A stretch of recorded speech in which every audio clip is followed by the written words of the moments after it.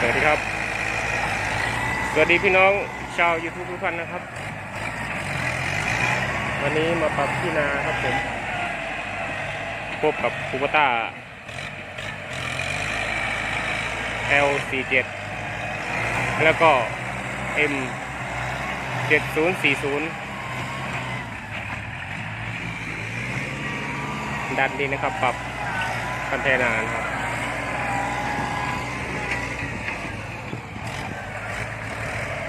อย่าลืมกดติดตามกด Subscribe ให้ด้วยนะครับใน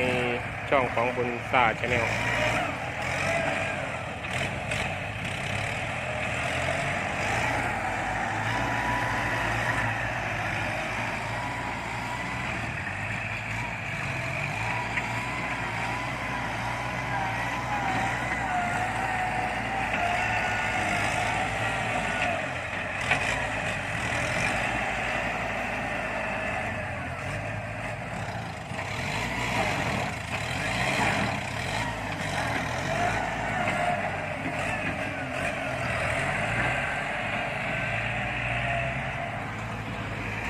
แดดร้อนครับแดดร้อน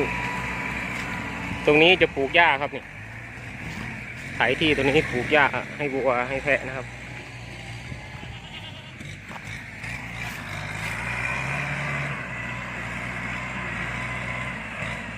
พี่น้องท่านใดถ้าชอบคลิปนี้ก็อย่าลืมกดไลค์กดแชร์ให้ด้วยนะครับเพื่อเป็นกำลังใจให้ทำคลิปต่อไปนะครับผม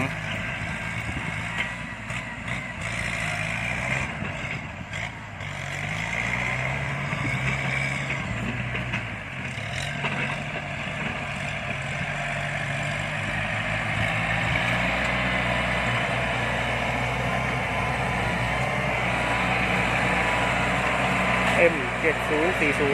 คูปต้าตัวนี้เป็นแท็กเตอร์แล้วครับ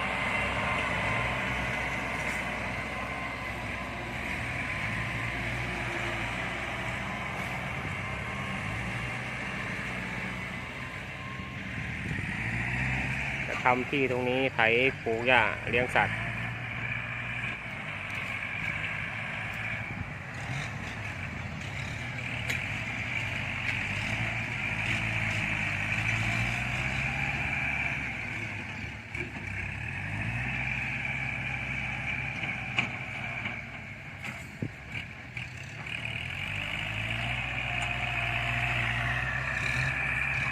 ขนาด L47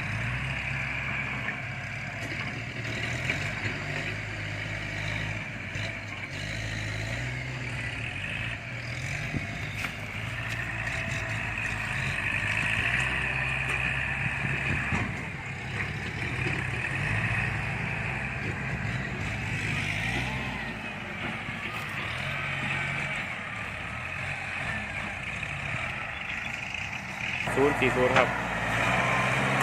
ใช้วิธีไถข้างหลังนะครับ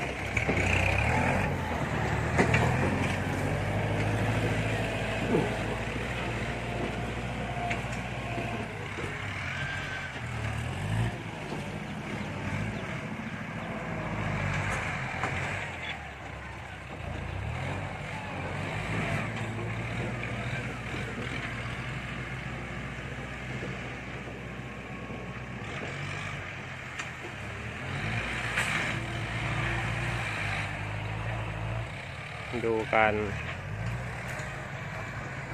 ตำอย่างเดียวครับวันนี้ตำอย่างเดียวอย่าลืมกดติดตามกด Subscribe ด้วยนะครับในช่องของบนซ่าชาแนลนะครับผมสวัสดีพี่น้องชาว YouTube อีกครั้งนะครับครับคลิปนี้ก็ต่อจากคลิปที่แล้วนะครับคลิปนี้พามาดูการเอาเทนาออกครับมาเลือกครับพื้นที่เลี้ยงสัตว์ตรงนี้จะเป็นแพะนะครับ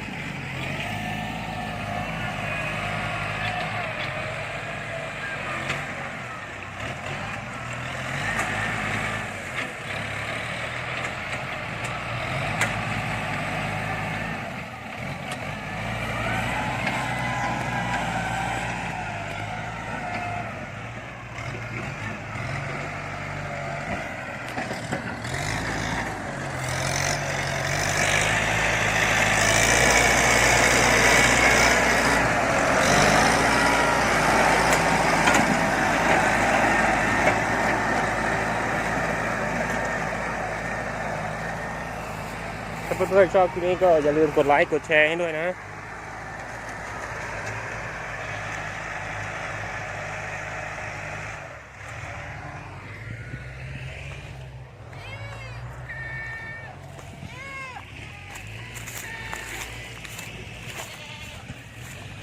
รับต่อจากคลิปที่แล้วนะครับก็คือ